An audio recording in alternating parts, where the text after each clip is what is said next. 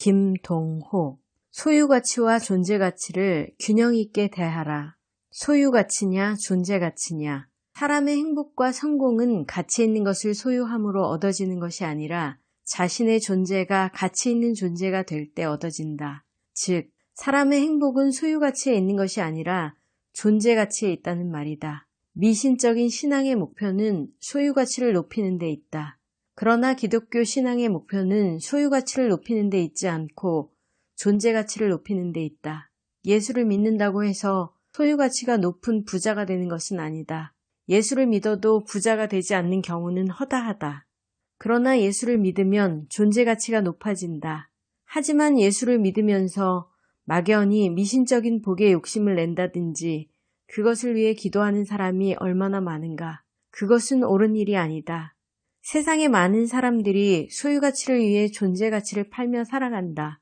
존재가치를 팔아서 소유가치를 높이려고 애쓴다. 참으로 어리석은 일이 아닐 수 없다.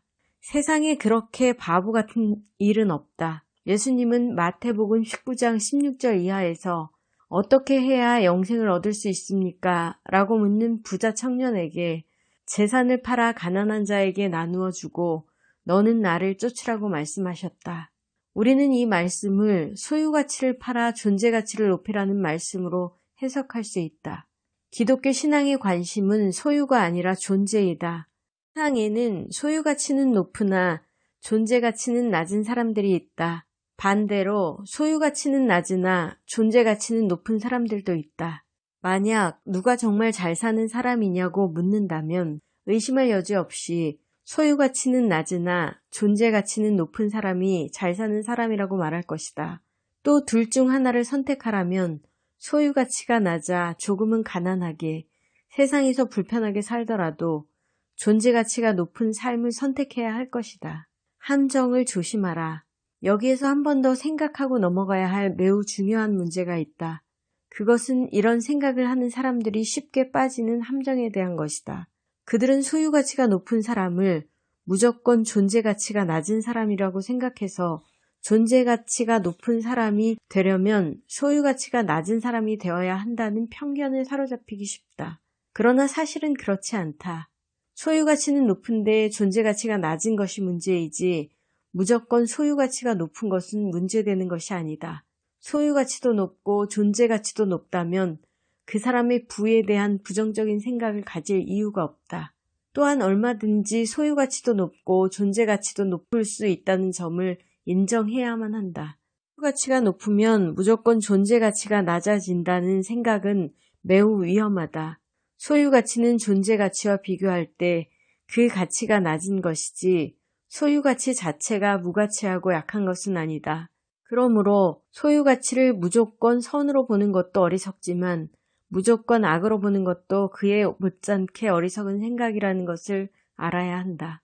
존재가치보다 소유가치를 중히 여기는 어리석음 때문에 세상이 악해지고 혼란스러워졌다면 그에 못지않게 무조건 소유가치를 악한 것으로 보는 편견 때문에 혼란스러워진 점도 인정해야 한다. 우리는 균형 있는 자세를 가져야 한다. 하나님께서 우리에게 말씀하시는 것은 돈을 사랑하지 말라는 것이지 돈을 무조건 악한 것으로 보고 멀리 하라는 것이 아니다. 기독교는 부자가 되는 것을 신앙의 목표로 삼지 않지만 그렇다고 해서 가난한 사람이 되는 것을 신앙의 목표로 삼지도 않는다는 것을 알아야 한다. 부자가 되는 것을 신앙과 인생의 목표로 삼지 않는 한, 우리에게 다른 특별한 이유가 없는 한, 하나님은 우리가 가난한 사람으로 살기보다 부자로 넉넉하게 살기 원하신다고 생각한다. 모든 사람이 하나님의 말씀대로 순종하여 산다면 세상은 절대로 가난한 세상이 되지 않는다고 생각한다. 사실 세상의 빈곤은 사람들이 하나님의 말씀대로 살지 않고 자기 욕심을 따라 잘못 살아서 나타난 현상이다. 그러므로 무조건 부를 천하고 악한 것으로 보는 것은 잘못이다. 돈에 대한 평가. 보면 부는 동서양을 막론하고 이제껏 사회적으로 정당하게 평가를 받지 못했는지도 모른다. 우리나라만 해도 상농공상이라고 하여 돈 버는 상인을 가장 천하게 취급했다. 플라톤과 아리스토텔레스도 무역업자를 경멸했다. 일본에서도 한때 돈을 버는 사람은 접촉이 금지된 천민계급이었다. 부에 대한 정죄는 마르크스주의에서 극에 달했다. 모든 사회학의 원천이 사유재산이며 사유재산이 사라진 공산주의 사회에서만이 인간다운 삶을 누릴 수 있다는 구호가 사람들을 혁명의 도가니로 몰아넣었다. 그러나 공산주의 체제 아래서 사람들이 누릴 수 있었던 것은 가난과 빈곤뿐이었다. 부함이 인간을 인간답게 하지 못할 뿐더러 잘못된 부가 인간을 파괴한다는 것은 사실이다. 그러나 우리가 문제 삼아야 할 것은 잘못된 부이지 부 그 자체가 아니라는 사실을 분명히 해야 한다. 공산주의는 잘못된 부와 부 그 자체를 혼동하여 부 자체를 부정한 셈이 되었지만 부 자체를 부정하여 얻은 가난이 인간을 더 인간답게 만든 것도 아니었다. 자본주의 문제가 돈에 대한 극단적인 긍정이라고 한다면 공산주의 문제는 돈에 대한 극단적인 부정이라고 할 수 있다. 그러나 돈에 대한 극단적인 긍정과 부정은 모두 다 문제가 된다. 돈은 그냥 돈이다. 우리는 우리 자신이 소유형의 인간이 되지 않도록 최선을 다해야 하나 소유 그 자체를 부정해서도 안 된다. 많은 사람들이 부자는 무조건 소유형의 인간이고 가난한 사람은 존재형의 인간이라고 쉽게 단정하는데 사실은 그렇지 않다.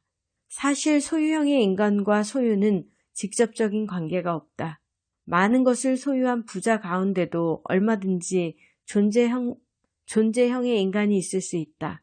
성경에 나타나는 많은 하나님의 사람들 중에서도 그런 존재형의 부자들을 찾아볼 수 있다. 아브라함이나 욥, 그리고 다윗, 예수님을 자기 무덤에 모신 아리마대 부자 요셉 등이 그들이다. 이들은 모두 다 의로운 부자들이었다. 물론 많은 것을 소유하지 못한 가난한 이들 중에도 얼마든지 존재형의 인간이 있다. 그런 사람들 역시 성경에서 발견된다. 예수님의 제자 대부분이 가난한 사람들이었으며 예수님 자신이 가난한 분이었음을 우리는 잘 알아야 한다. 그러나 예수님이 가난한 분이셨고 예수님의 제자들이 대부분 가난한 사람이었다는 것이 곧 예수를 믿는 사람들은 모두 가난한 사람이 되어야 한다는 것을 의미하지는 않는다. 자랑스런 가난, 자랑스런 부함. 예수님은 산상보훈에서 가난한 자는 복이 있나니 라고 말씀하셨다. 또 부자가 천국에 들어가는 것이 낙타가 바늘구멍으로 들어가는 것보다 어렵다라고도 말씀하셨다.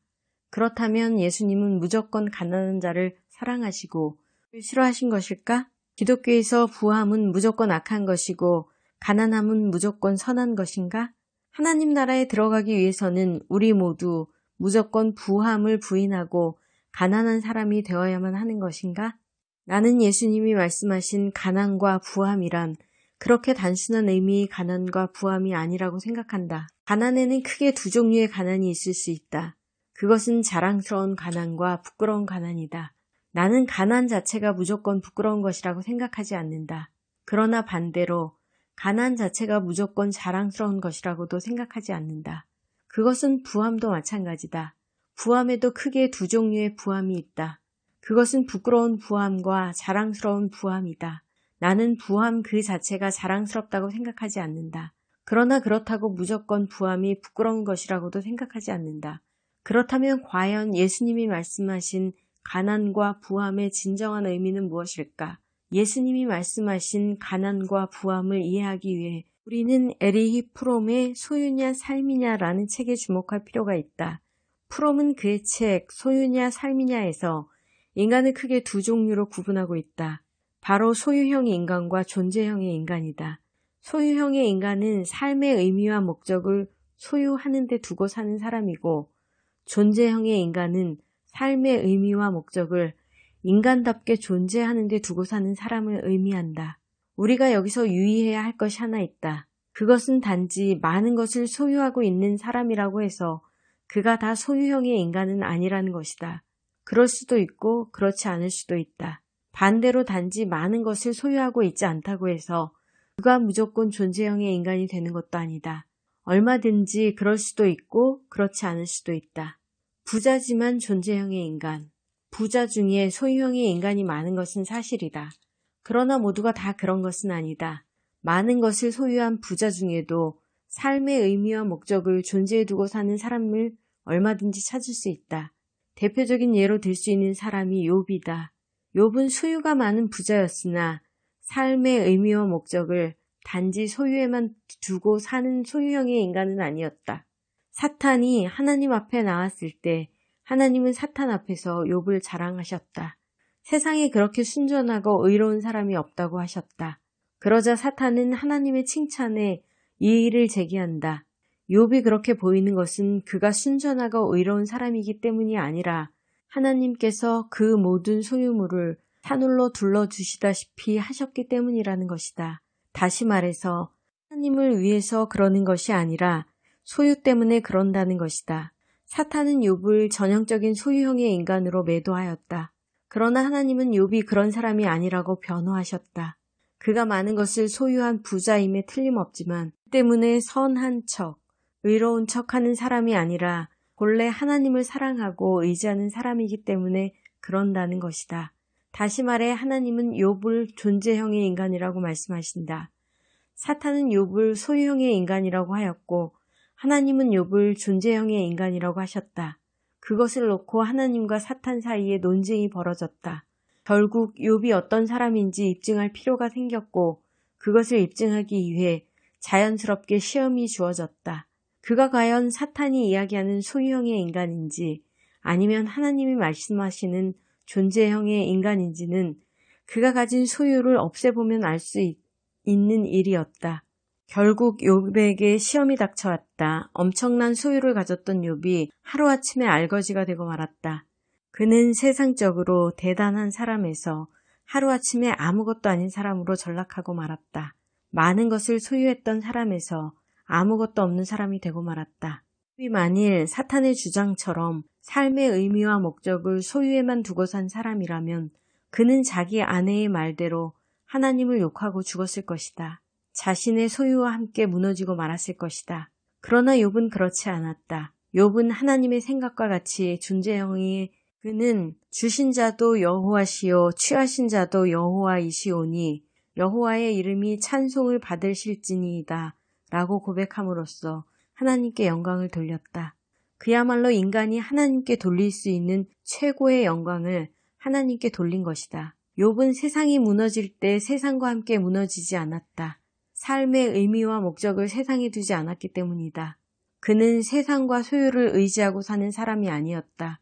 그는 우리 존재의 근원이 되시는 하나님을 의지하고 사는 사람이었다. 바로 존재형의 인간이었다.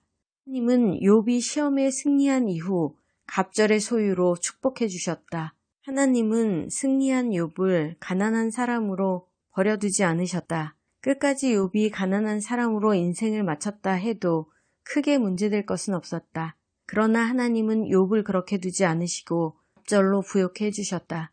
우리는 이 대목에 주의해 볼 필요가 있다. 하나님께서 무조건 부자를 정죄하지도 않으셨고 부함에 대해 부정적이지도 않으셨다는 사실을 다시 한번 주목하라.